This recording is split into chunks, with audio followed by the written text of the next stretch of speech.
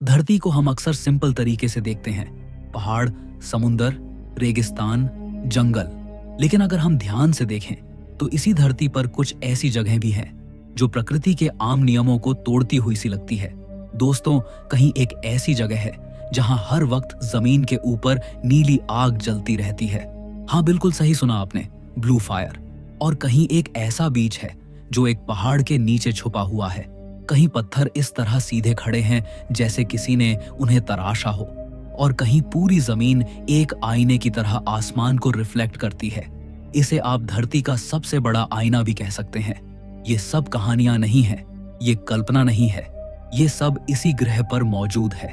दोस्तों, आज हम देखेंगे दुनिया के 10 सबसे रहस्यमय और अजीब जगहें, जिसे देखने के बाद आप यकीन नहीं करेंगे कि ये सच में मौजूद है। दोस्तों, वीडियो शुरू करने से पहले अगर आपने अभी तक हमारे इस चैनल को सब्सक्राइब नहीं किया है तो जरूर सब्सक्राइब कर लें, क्योंकि आपके एक सब्सक्राइब से हमें बहुत मोटिवेशन मिलता है और हम आपके लिए ऐसी और वीडियोस बनाते रहेंगे। तो चलिए वीडियो शुरू करते हैं।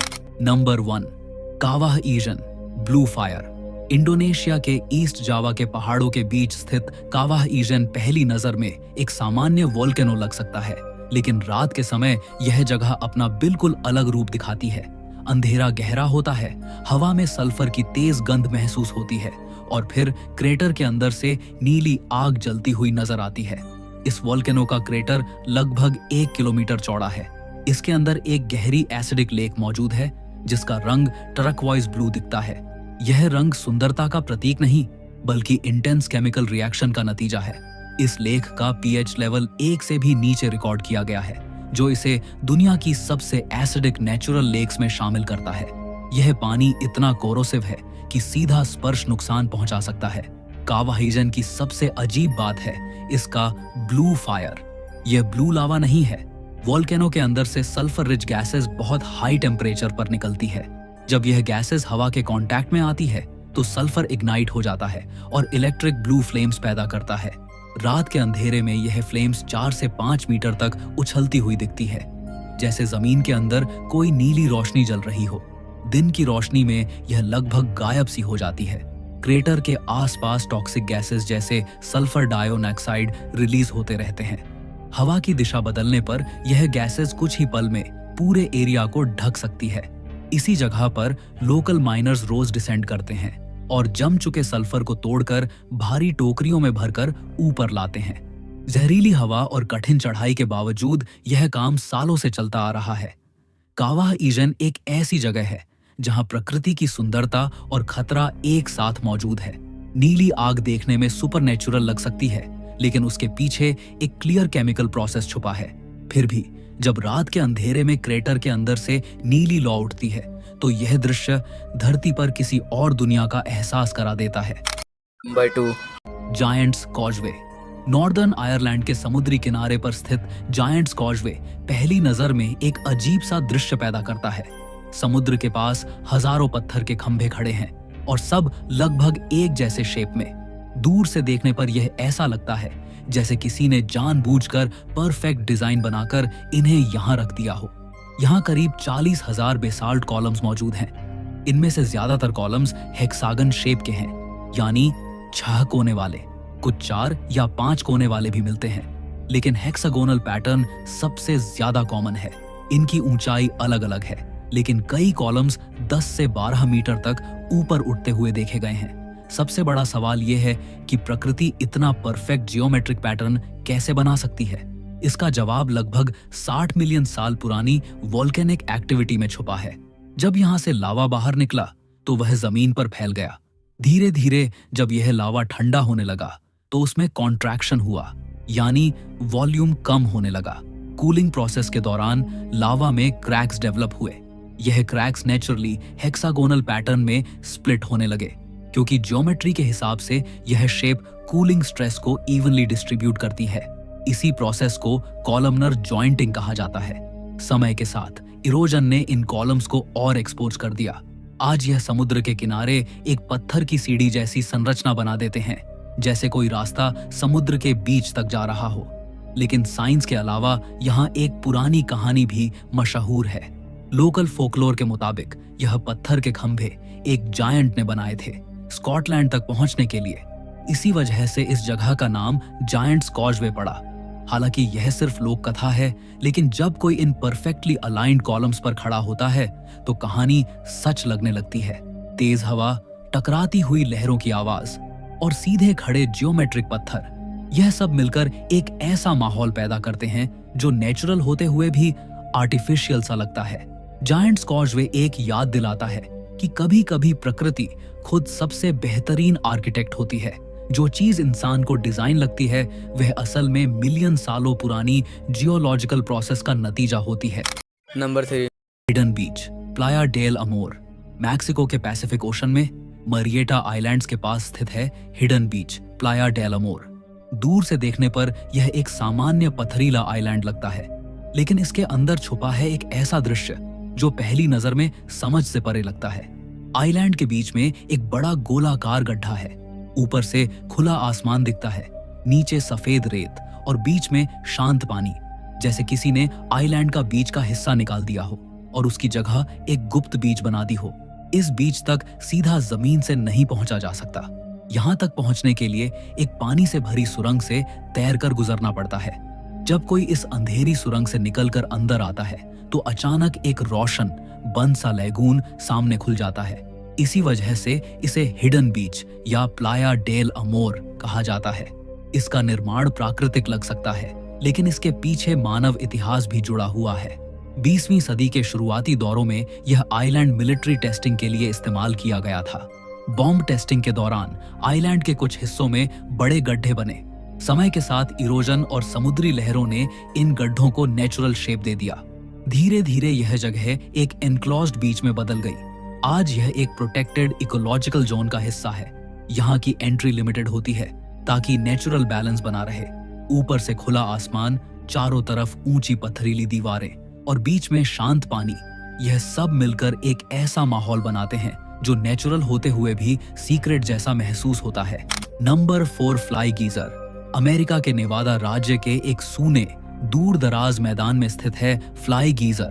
पहली नजर में यह जगह किसी साइंस फिक्शन फिल्म का सेट लग सकती है। रेगिस्तान के बीच से अचानक रंग बिरंगी चट्टान जैसी संरचना उभर कर खड़ी है, जिसके ऊपर से लगातार गर्म पानी और भाप निकलती रहती है। यह गीजर प्राकृतिक रूप से पूरी तरह नहीं बना था। 1960 के दशक में यहाँ पानी की खोज के लिए ड्रिलिंग की गई थी। ड्रिल के दौरान जमीन के अंदर मौजूद जियोथर्मल प्रेशर रिलीज हो गया। गर्म पानी सरफेस पर आने लगा और धीरे धीरे मिनरल्स जमा होते गए। सालों तक कैल्शियम कार्बोनेट और अन्य खनिज पदार्थों की परत जमती रही, जिसने इस अजीब 3 माउंट वाली संरचना को जन्म दिया। आज फ्लाई गीजर लगभग 5 से 6 मीटर ऊंचा है। इसके ऊपर से 90 डिग्री सेल्सियस के आसपास का गर्म पानी छोटे छोटे फाउंटेन्स की तरह लगातार उछलता रहता है। लेकिन सबसे ज्यादा हैरान करने वाली बात है इसका रंग। लाल, हरा, नारंगी और पीला रंग इसकी सतह पर दिखाई देते हैं। यह रंग किसी पेंट का नतीजा नहीं, बल्कि थर्मोफिलिक एल्गी और माइक्रो ऑर्गेनिजम्स की वजह से होते हैं। यह जीव गर्म, मिनरल रिच पानी में जीवित रहते हैं और अपने रंग से पूरी संरचना को कवर कर देते हैं।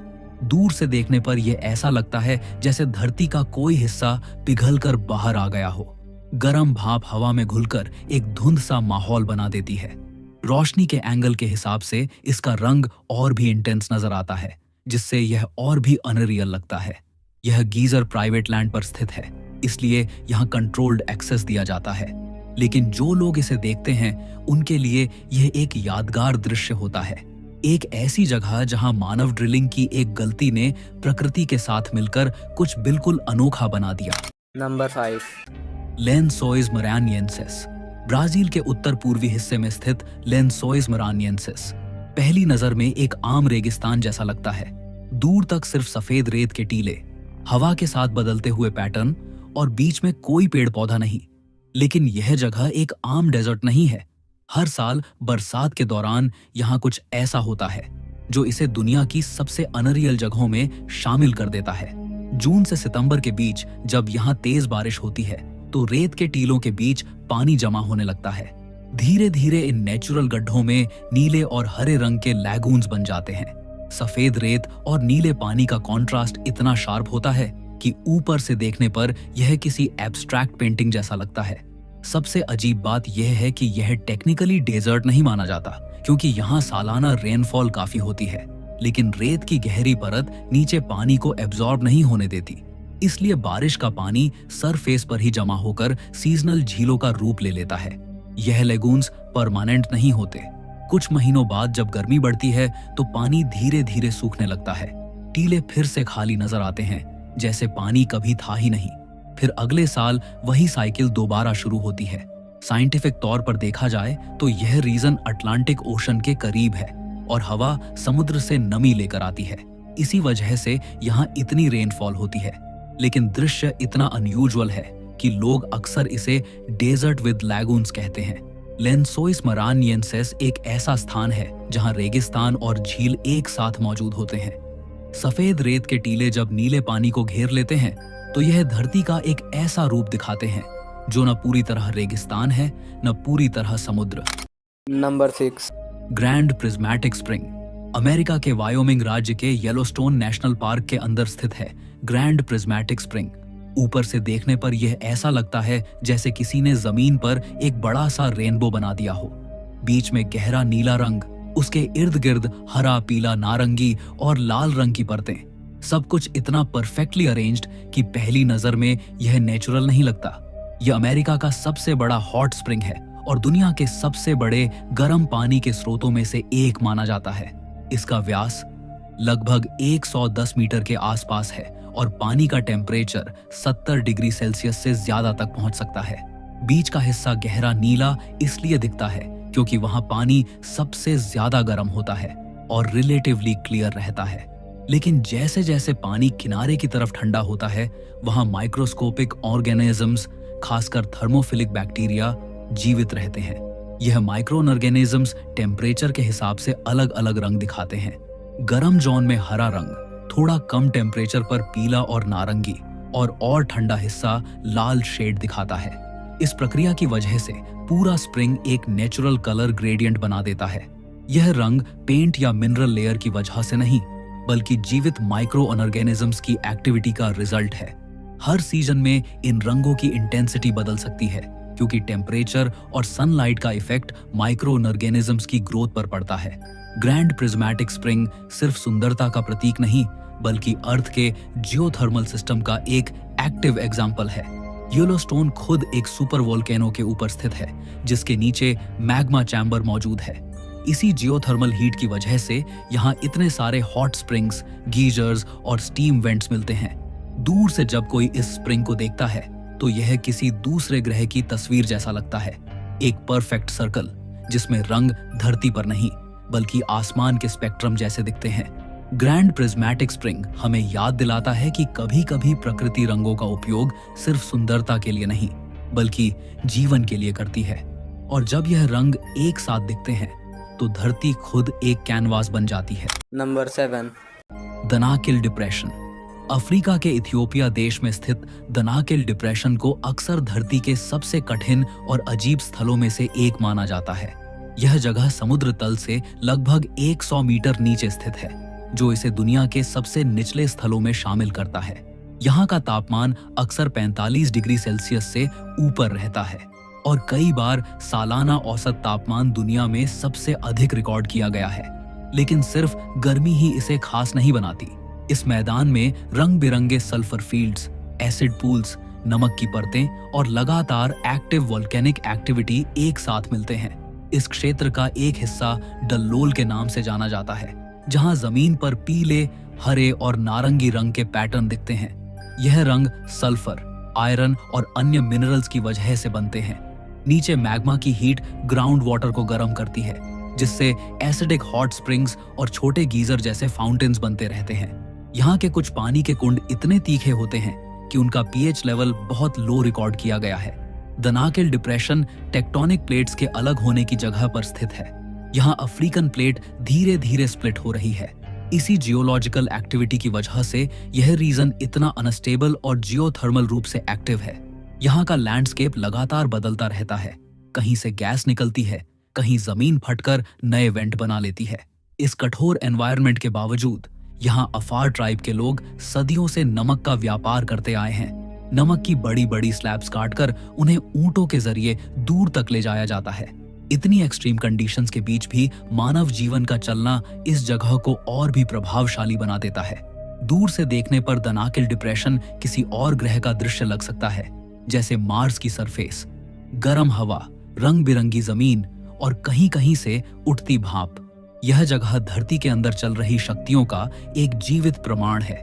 दनाकिल डिप्रेशन हमें दिखाता है कि अर्थ के कुछ हिस्से अभी भी रॉ और वाइल्ड हैं, जहां प्रकृति अपने सबसे एक्सट्रीम रूप में मौजूद है। नंबर 8 माउंट नेमरुत तुर्की के दक्षिणी हिस्से में लगभग 2100 मीटर की ऊंचाई पर स्थित है। माउंट नेमरुत पहली नजर में यह एक शांत पहाड़ लगता है, लेकिन इसके शिखर पर कुछ ऐसा है जो इसे दुनिया के सबसे रहस्यमय स्थलों में शामिल करता है। यहाँ विशाल पत्थर की मूर्तियां मौजूद हैं, देवताओं, राजाओं और प्राचीन प्रतीकों की। इन मूर्तियों की ऊंचाई 8 से 9 मीटर तक है। सबसे हैरान करने वाली बात यह है कि इनमें से अधिकांश मूर्तियों के सिर उनके शरीर से अलग होकर जमीन पर बिखरे पड़े हैं, जैसे किसी ने जानबूझकर इन्हें गिरा दिया हो। यह संरचना पहली सदी ईसा पूर्व के दौरान कोमाजीन नामक प्राचीन राज्य के राजा एंटियोक्स प्रथम ने बनवाई थी। उसका उद्देश्य था अपने आप को देवताओं के बराबर स्थापित करना, इसलिए यहाँ ग्रीक और पर्शियन देवताओं के साथ उसकी खुद की मूर्ति भी स्थापित की गई। यह स्थान असल में एक रॉयल टॉम सैंक्चुअरी माना जाता है। मूर्तियों के पीछे एक बड़ा सा पत्थर का माउंड बना हुआ है, जो छोटे पत्थरों को जमा करके तैयार किया गया है। माना जाता है कि इस माउंड के नीचे राजा का समाधि स्थित हो सकता है, लेकिन आज तक उसका एग्जैक्ट बरियल चैम्बर कंफर्म नहीं हुआ। समय, भूकंप और प्राकृतिक गतिविधियों ने इन मूर्तियों को नुकसान पहुंचाया। सिर अलग हो गए और धीरे धीरे नीचे गिर गए। आज जब सूरज उगता या ढलता है तो इन मूर्तियों के चेहरों पर पड़ती रोशनी एक अलग ही माहौल पैदा करती है। शांत हवा, ऊंचाई का सन्नाटा और जमीन पर पड़े हुए विशाल सिर, यह सब मिलकर इस जगह को और भी मिस्टीरियस बना देते हैं। नंबर 9 सिंगी डे बेमराहा अफ्रीका के मेडागास्कर देश के पश्चिमी हिस्से में स्थित है। सिंगी डे बेमराहा दूर से देखने पर यह जगह किसी पत्थर के जंगल जैसी लगती है, लेकिन यह आम जंगल नहीं। यहाँ पेड़ों की जगह हजारों तेज छुरी जैसी लाइमस्टोन की चोटियां आसमान की तरफ खड़ी है। सिंगी शब्द का अर्थ होता है जहाँ नंगे पैर चलना मुमकिन न हो। यह नाम बिल्कुल सही बैठता है, क्योंकि यहाँ के पत्थर इतने तेज और नुकीले हैं कि उन पर चलना बहुत मुश्किल है। यह संरचना लाखों साल पुरानी है। जियोलॉजिकल तौर पर यह पूरा क्षेत्र लाइमस्टोन से बना है। करोड़ों साल पहले यह हिस्सा समुद्र के नीचे था। समय के साथ जब पानी हट गया तो लाइमस्टोन एक्सपोज हो गया। बारिश का पानी, जो हल्का एसिडिक होता है, धीरे धीरे लाइमस्टोन को घुलाता रहा। इस प्रोसेस को इरोजन कहते हैं। लाखों सालों तक चलते इस प्रक्रिया ने जमीन को तोड़कर इन पतले तेज कॉलम्स में बदल दिया। आज यह पत्थर 70 मीटर तक ऊंचे देखे जा सकते हैं। इनके बीच गहरी दरारें और छोटी गुफाएं बनी हुई हैं। ऊपर से देखने पर यह पूरा एरिया एक ग्रे, टूटे हुए पैटर्न जैसा लगता है, जैसे धरती पर किसी ने कांच के टुकड़े जमा कर दिए हों। इस कठिन लैंडस्केप के बावजूद यहाँ एक यूनिक इकोसिस्टम भी मौजूद है। इन पत्थरों के बीच छोटे जंगल पॉकेट्स और हिडन वैलीज बने हुए हैं, जहाँ अलग अलग प्रजातियों के जानवर और पौधे जीवित हैं। मेडागास्कर खुद अपनी बायोडायवर्सिटी के लिए जाना जाता है, और सिंगी इस बात का एक प्रमाण है। यह जगह विजुअली इतनी अनयूजुअल है कि पहली नजर में आर्टिफिशियल लग सकती है, लेकिन हर तेज छोटी, हर दरार सिर्फ पानी और समय की मिलीजुली शक्ति का परिणाम है। नंबर 10 सालार दे उयुनी साउथ अमेरिका के बोलिविया देश में स्थित है। सालार दे उयुनी दूर तक फैले सफेद मैदान को देखकर पहली नजर में लगता है जैसे यह बर्फ से ढका हो, लेकिन यह बर्फ नहीं, यह नमक है। लगभग 10,000 स्क्वायर किलोमीटर में फैला यह दुनिया का सबसे बड़ा सॉल्ट फ्लैट माना जाता है। हजारों साल पहले यह क्षेत्र एक विशाल प्राचीन झील का हिस्सा था। समय के साथ पानी सूख गया और पीछे रह गया एक मोटा नमक का स्तर। आज इसकी सतह इतनी समतल है कि सैटेलाइट कैलिब्रेशन के लिए भी इस्तेमाल की जाती है। कुछ जगहों पर नमक की परत कई मीटर तक मोटी है। लेकिन सालार दे उयुनी अपने असली रूप में तब दिखता है जब यहाँ बारिश होती है। पतली सी पानी की परत पूरे मैदान को कवर कर लेती है। और तब यह जगह एक परफेक्ट मिरर में बदल जाती है। आसमान के बादल, सूरज और रात को तारे, सब कुछ जमीन पर बिल्कुल वैसे ही दिखाई देते हैं जैसे ऊपर। होराइजन लगभग गायब हो जाता है। जमीन और आसमान एक सा लगने लगते हैं। इस जगह पर चलने का एहसास भी अलग होता है। सूखे मौसम में सफेद हेक्सागोनल नमक के पैटर्न नजर आते हैं, जो नेचुरल क्रिस्टल फॉर्मेशन का रिजल्ट होते हैं। बरसात के दौरान वही जगह एक अनंत आईने में बदल जाती है। यहाँ लिथियम का भी विशाल भंडार मौजूद है, जो आज की बैटरी टेक्नोलॉजी के लिए महत्वपूर्ण माना जाता है। इसलिए यह स्थल सिर्फ दृश्य रूप से ही नहीं, बल्कि आर्थिक रूप से भी महत्वपूर्ण है। सालार द उयुनी एक ऐसा दृश्य पैदा करता है जो समझ से परे लगता है। जब आदमी उस पतली पानी की परत पर खड़ा होता है और अपना ही प्रतिबिंब आसमान के साथ मिलता हुआ देखता है, तो कुछ पल के लिए यह फैसला करना मुश्किल हो जाता है कि जमीन कहाँ खत्म होती है और आसमान कहाँ शुरू।